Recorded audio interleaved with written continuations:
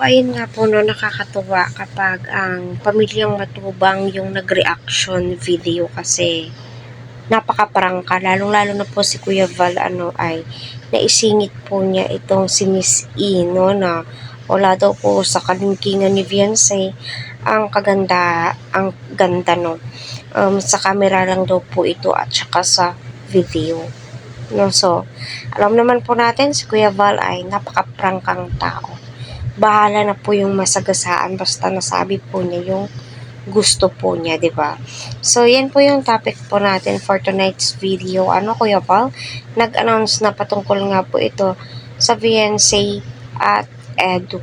Grabe naman. So, kahit si Ate Edna nga po ay kilig na kilig, no, habang nagre-reaction video or may nag-comment doon sa live niya kung ano ba ang reaction niya sa part 22, diba? So, sabi niya ay sobrang kilig po niya siya at sana ay magkatuluyan nga po si Edu at saka si Beyonce.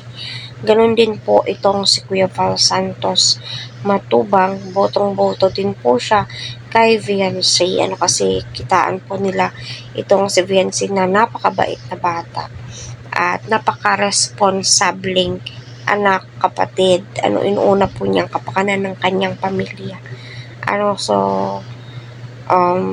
second na lang po yung sa kanya, no? So, kung totoosin, ayaw po niya magpa-brace, diba? Kung hindi po siya binigyan ng kanyang sponsors, ay malamang wala pa po siyang brace.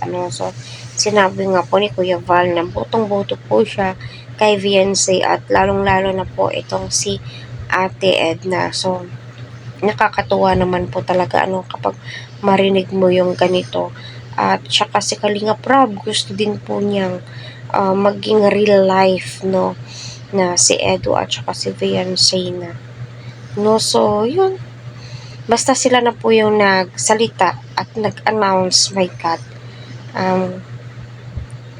Siguro sasabihin na po nila kay Eds, no, kasi nga, sabi nga po ni Eds sa interview niya sa birthday ni Kalingap Dan na nahanap na daw po niya yung babaeng para sa kanya. It means si Beyonce na po talaga, no?